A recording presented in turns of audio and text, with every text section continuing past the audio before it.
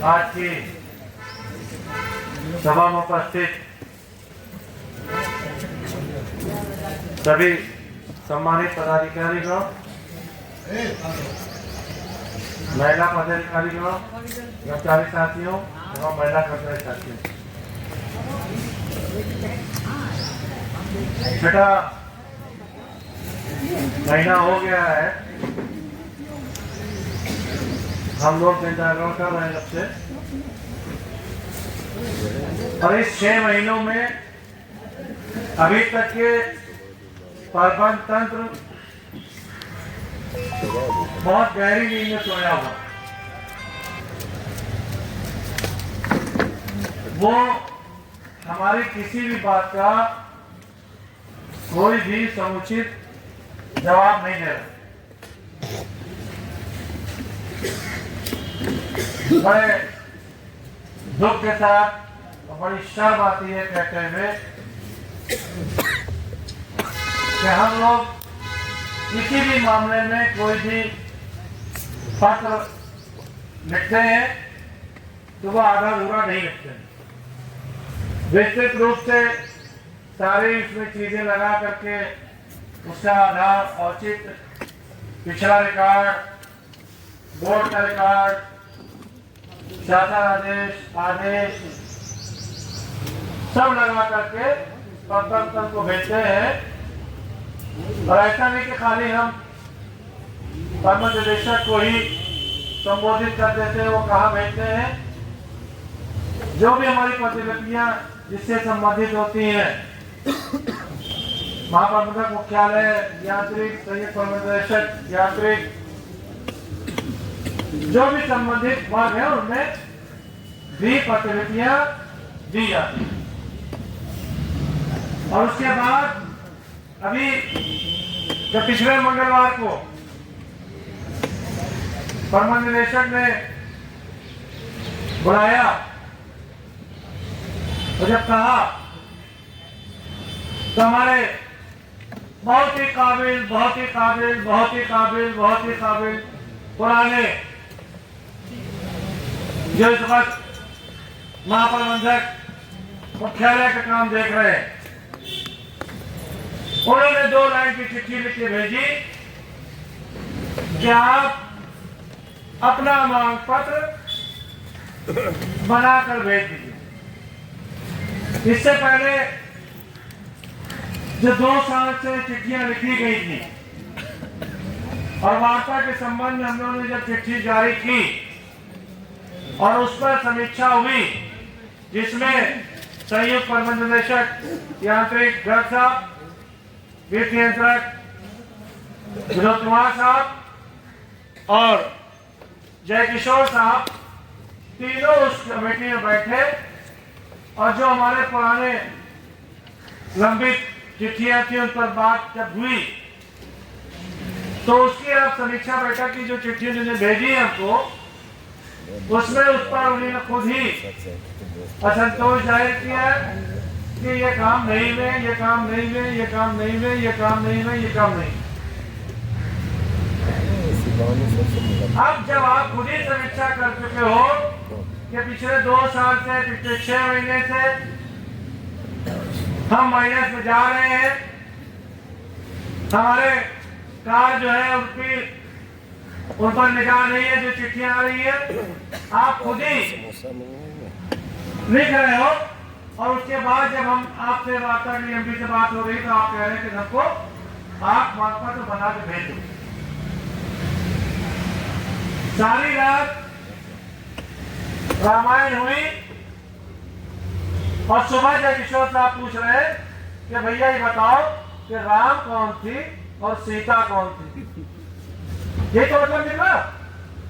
आप बैठे हो महाप्रबंधक मुख्यालय की कुर्सी पर, आपको ये नहीं मालूम है कि एम्प्लॉय यूनियन कौन सी चिट्ठी लिख के भेज रहा है, किस मामले में लिख के देख रहा है। हमेशा मुस्कुराने से काम नहीं चलता है, हमेशा बेवकूफ बनाने से काम नहीं चलता है। आप प्रबंधक कार्मिक 3 नहीं हो, आज ये मुख्यालय काम देख रहे हो। आपकी पूरी जिम्मेदारी मॉनिटरिंग करना चाहिए। अगर आप काम सही कर रहे हो तो इसका मतलब आप प्रबंध निदेशक को डिस्टर्ब करना चाहते हैं। सीधा सीधा मामला ये कि सीधा सीधा प्रबंध निदेशक के खिलाफ आप साजिश रच रहे हो और उसको आप सही तथ्यों से अवगत नहीं करा रहे हो। उस मामलों पर आपकी कोई पकड़ नहीं है। जब साहब हम लोग चिल्ला रहे 6 महीने से, 6 महीने से आंदोलन कर रहे, कभी आप चिट्ठी लिख के देते हो कि आप किन नियमों के अंतर्गत मिश्रा जी को शुरू जब एसीपी की मीटिंग हुई कि आप किन नियमों के अंतर्गत काम कर रहे हैं। जब इनके घर में आग लगेगी तो ये हर वालों फॉलो करके चावड़ा वालों कहेंगे भैया हमारे घर में आग क्यों लगी है, जरा तुम आग बुझा दो। इनको शर्म आनी चाहिए। हम लोग बहुत सम्मान करते हैं, किसी का कोई व्यक्तिगत हमारा दुश्मनी नहीं है, मगर आप जिस पद पर बैठे हो उस पद पर आपको पूरा काम करना पड़ेगा। अगर वो आप काम नहीं कर रहे हो तो आप उस पद पर बैठने के लायक नहीं हो और काबिल नहीं। अभी तक कहीं नहीं पता चल पा रहा है, कोई जवाब नहीं दे पा रहा है कि साहब कर्मचारियों को सस्पेंड करने की रिपोर्ट हमने शासन में क्यों भेजी थी। किसी साथी को अगर जवाब मिल गया ये तिवारी जी और हमारे परिषद के महामंत्री श्री वसी हैदर जी और यहाँ पे उपस्थित सभी कर्मचारी और बहनों और भाइयों,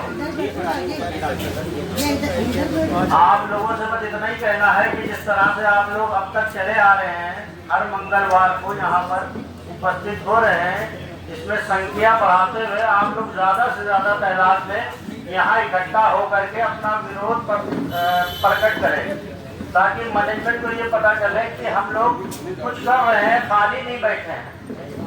और आप लोग तो जानते हैं जिस मोड़ पे आप लोग खड़े हुए हैं उसमें एपीसी मोड लगा दिया गया है और एपीसी मोड को खत्म कराने के लिए हम लोग ये संघर्ष कर रहे हैं। तो ये संघर्ष आपका जरूर कामयाब होगा।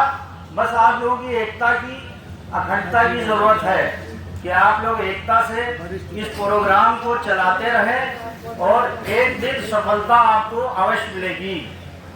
क्योंकि मैं इस यूनियन से जुड़ा हूँ जब से बनी है, जब से इसका पौधा लगाया गया है, जब से मैं देखता चला आ रहा हूँ कि इसमें जो भी कार्यक्रम रखे गए हमारे किशोर भाई ने, उनको निश्चित सफलता मिली है। इसी के साथ ही जोरदार तालियां बजाइए और इनकलाब इनकलाब जिंदाबाद, इनकलाब जिंदाबाद, एम्प्लॉय यूनियन जिंदाबाद, एम्प्लॉय यूनियन जिंदाबाद। जय हिंद, जय मां। बहुत बहुत धन्यवाद भाई, इकबाल भाई। वीडियो चल रही थी ना। हाँ, सुदीप पांडे भैया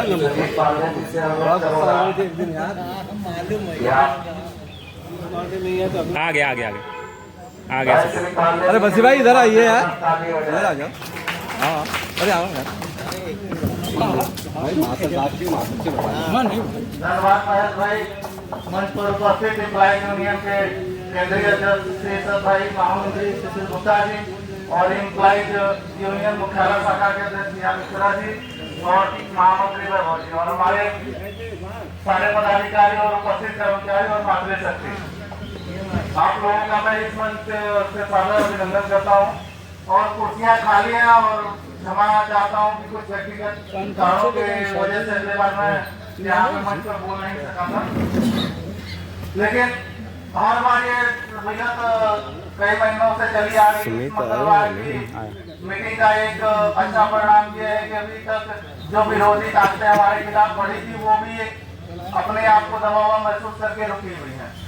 तो इस चीज को भी आप महसूस करिए और देखिए, इसी का कारण है कि धीरे धीरे चीजें कुछ सही हो रही है। अगर फिर भी आप लोगों के अंदर भी यही चेतना जागृत नहीं हुई और आप हमेशा इसी तरह से एकजुटता में नहीं दिखाओगे तो वो तो मौका पर है। आज थोड़े दिन के लिए रुके हैं, फिर अगर थोड़े दिन के लिए आप कमजोर हुए तो फिर वो हावी हो जाएंगे।